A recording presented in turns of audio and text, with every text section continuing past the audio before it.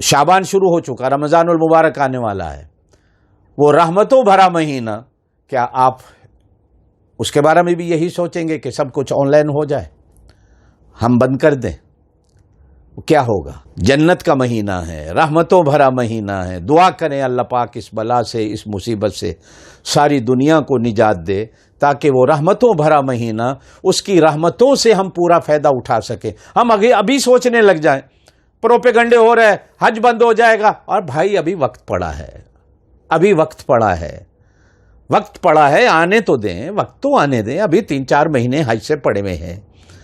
हो सकता है अल्लाह पाक कादिर मुतलक है, वो आज शाम को ही ठीक कर दे। हमारी आहें, हमारी दुआएं, हमारी फरियादें, रोना धोना, जो काम करने का वो हम कर नहीं रहे, हम बहस में लगे हुए हैं। अल्लाह के आगे रोइए, सजदे में सर रखिए, इज्तिमाई सूरतें बनाइए तौबा तैब होने की। अल्लाह, कश्मीर की बहू बेटियों को हमने कर्फ्यू की नजर किया, उनकी आहें ऐसी लगी कि अल्लाह पाक ने सारी दुनिया पे कर्फ्यू लगा दिया, सारी दुनिया को अल्लाह पाक ने बंद कर दिया। क्या किसी ने उससे भी कहा कि कर्फ्यू को हटा दो? जुल्म दुनिया में इतने हुए, वो चाहे मुसलमानों पर हुए चाहे काफरों पर हुए, जुल्म अल्लाह को कभी कबूल नहीं।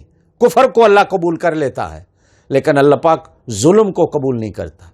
ये जुल्म जो दुनिया में हुआ, मैं और आप अपने गरेबानों में झांके, वो कौन सा गुनाह है जो आप और मैं नहीं कर रहे इस वक्त भी, बजाय इसके कि तौबा तैब होने के।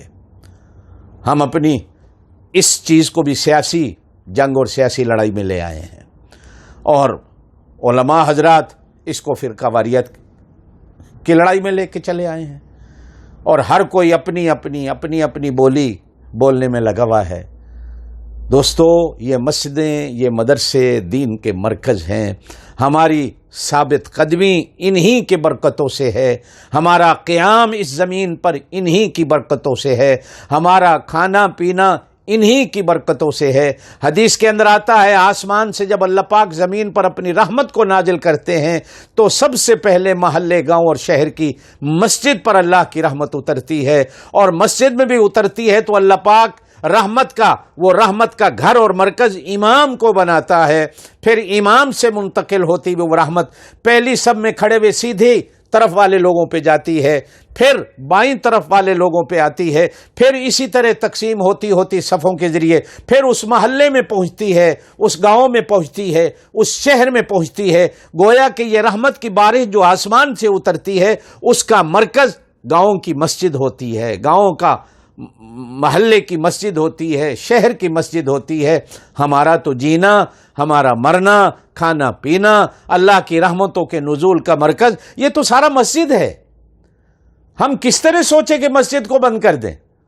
हम तो अल्लाह की रहमतों से महरूम हो जाएंगे। वो जो आ रही हैं, यही हमारा बिजली घर है, नूर का घर है, रहमतों का घर है। हाँ, ये हमारे मदरसे जो हांगकांग में हैं, ये मस्जिद के हुक्म में नहीं आते।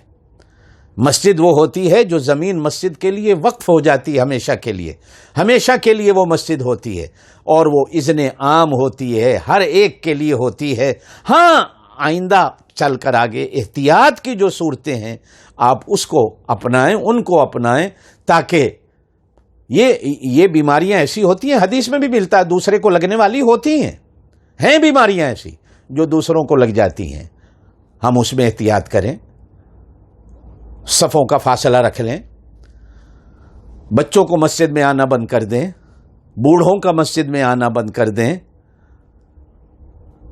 जो एहतियात की सूरतें हैं, ये मस्जिद सोने के लिए नहीं होती कि आप आएं और मस्जिदों के पंखे चलाकर लेट जाएं, नमाज पढ़ें, घर जाएं। सुन्नत तरीका तो यही था कि नवाफिल सुन्नतें ये घर में अदा की जाती हैं। मस्जिदें सुन्नतों की जगह नहीं होती, नफलों की जगह नहीं होती, वो हमारे घर होते हैं, जो सुन्नत तरीका है। इमाम हजरात को चाहिए मस्जिदों नमाजों को मुख्तसर कर दें।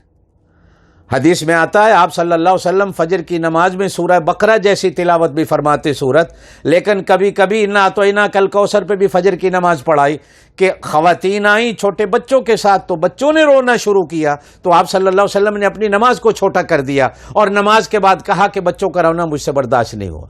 तो यह भी एक एहतियाती तदबीर है, आप नमाज को छोटा कर दें। اردو کے بیانات ختم کر دیں، کوئی ضروری نہیں. خطبہ ہے تو خطبہ مختصر کر دیں. الحمدللہ رب العالمین، اشہد ان لا الہ الا اللہ واشہد ان محمدًا عبدہ ورسولہ. قرآن کی ایک آیت پڑھ لیں، کوئی سورت پڑھ لیں، الحمدللہ خطبہ ہو گیا. خطبہ مختصر کر دیں، نماز مختصر کر دیں. یہ مسجدوں کے اندر آ کر ملنا جلنا، دنیا کی گپیں بازار کی یہ لگانا بند کر دیں. آئیں نماز پڑھیں چلے جائیں. ہاتھوں کو دھونے کا بندوبست ہو، یعنی ایسی چیزیں اختیار کی جائیں. یا بنی آدم خذوا زینتکم عند کل مسجد. مسجدوں کو صفائی کا، زینت کا مرکز بنائیں. یہ اللہ قرآن میں حکم دیتا ہے ان چیزوں کا.